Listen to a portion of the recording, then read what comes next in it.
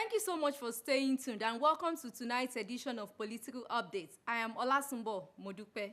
The Ekiti State Magistrate has ordered the arrest and prosecution of the PDP State Secretary, Dr. Temitope Aluko, over alleged perjury. Dr. Aluko had given an insider account about the role of the military in rigging the Ekiti State election, which produced Dr. Ayo Fayose as governor of the Ekiti State election. Details of these and more in tonight's package. Sometimes last year, the news on the alleged role of the military in the 2014 Ekiti State gubernatorial election gained the airwaves. An audio indicting the military on how it assisted Governor Ayodele Fayose emerge as governor was leaked on the internet unexpectedly with minimal attention accorded the revelation. Surprisingly, a recent account on what actually transpired in that state was revealed. Secretary of the Ekiti State chapter of the People's Democratic Party, Dr. Temitope Aluko, opened a can of worms as he gave an insider account of how the military was used to rig the 2014 Ekiti State governorship election that Ayo Fayose won under the People's Democratic Party. We sold an idea to President Jonathan before that time, and that idea was that in his coming election, he will need Southwest. He had his own interest, interwoven in our interest in Ekiti. His interest is second term. And Ekiti is the first point, is the entry point into Southwest. They were going to do our own election a year before. In June, I think June 17 or so, June 17, we got $35 million.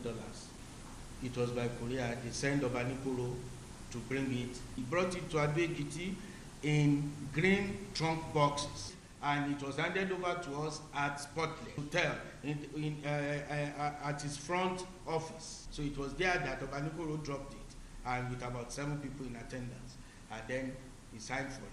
It is not appropriate for me to join issues with people like that. And it is regrettable for the guy that got involved in the outburst to allow himself to be disgraced like that. There is dignity of labor. If he wants to be my chief of staff, he has proved to the whole world that he's not worthy of that position. And for him to equally admit on the television that the reason why he was saying all that was because he was betrayed by not being made the chief of staff. So he says it all. Now that is coming from a rotten heart. Above it all, it was the only witness, my only witness at the Supreme Court. If it is a country where we have rule of law, he's supposed to be in jail now.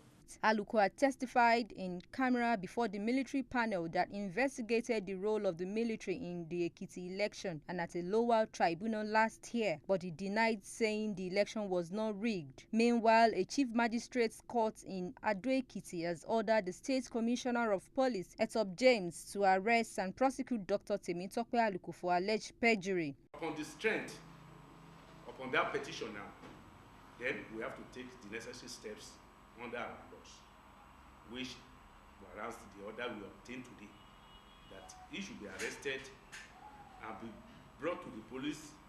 The police will now ask him to make his own statement, either to admit or deny that.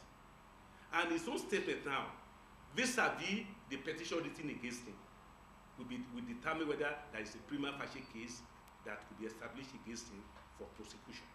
I've not been served with any warrant. That is one. And I'm in Ekiti. 2, all these things I'm hearing on social media, I'm hearing in the things, they are all coming from Lady Olayinka. It's Lady Olayinka that is calling himself the person that has gone to court to start an affidavit. It's Lady Olayinka that is also now acting on behalf of Ayo Fayose to instruct the Commissioner for Justice to instruct the Commissioner for Police to go and effect an arrest and in the presence of a chief magistrate, so that the chief magistrate can now tell me to defend myself. For national security, they want to see me in Abuja. They are inviting me to Abuja, and that if I don't come, they will come and pick me up. So that means I have to go on my way. The All Progressive Congress in the state has also warned Governor Ayodele Fayose against the unjust arrest of the former state secretary of the PDP, saying such plan was capable of fueling anger among the citizens. Political updates will bring you events as they unfold. The Supreme Court has dismissed the appeal of the Senate President, Dr. Bukola Saraki, against the judgment of the Appeal Court on his trial by the Code of Conduct Tribunal on charges of false asset declaration. A seven-man bench led by the Chief Justice of Nigeria, Justice Mahmood Mohammed, in the judgment said the CCT was properly constituted to exercise jurisdiction over Saraki's trial and has jurisdiction to try criminal matters. The Apex Court had adjourned till February 5, 2016 to determine the appeal seeking to squash charges against the Senate President after it entertained arguments from both Dr. Saraki and the federal government in December 2015. The Court of Appeal in Abuja on October 30, 2015 affirmed the jurisdiction of the CCT to try him and the competence of the charges of false asset declaration preferred against him by the federal government. The federal government leveled a 13-count criminal charge against the former Kwara State Governor by the Code of Conduct Tribunal (CCT) over alleged false declaration of assets. Dr. Saraki was accused of deliberately manipulating the assets declaration form that he filled prior to his assumption of office as the Senate President by making anticipatory declaration of assets as well as operated foreign bank accounts while in office as a public servant. With this judgment by the Supreme Court, the trial of the Senate President before the CCT for alleged false asset declaration is set to continue. The law is king and not persons. So, and that the law is no respecter of person, irrespective of your position in government, the law will be applied according to how it is stated in statute books. The Supreme Court has spoken. It is right for us to contest issues that are not appealing, that we feel that we are going to appeal upon for proper interpretation in the Supreme Court. That is what we have done.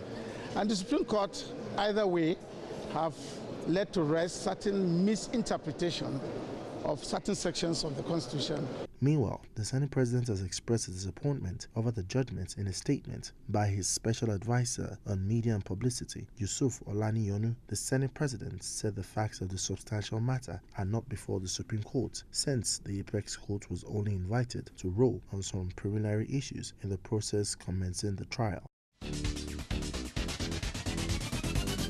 The Supreme Court has affirmed the elections of Ifeanyi Okowa, Abiola Ajimobi, and Ibrahim Gaidam as governors of Delta, Oyo, and Yobe states respectively. The seven-man bench of the court in separate unanimous judgments dismissed all the appeals challenging the elections of the three governors. The Governorship Election Petitions Tribunal and the Court of Appeal had affirmed the elections of the three governors. The appeal against Okowa's election was filed by Olorogun Otega Emel and his Labour Party counterpart Chief Great Ogboru, while the appeal against Ajimobi's election was filed by Rashidi Ladoja of the Accord Party. That of Gaidam was being challenged by Adamu Waziri of the People's Democratic Party.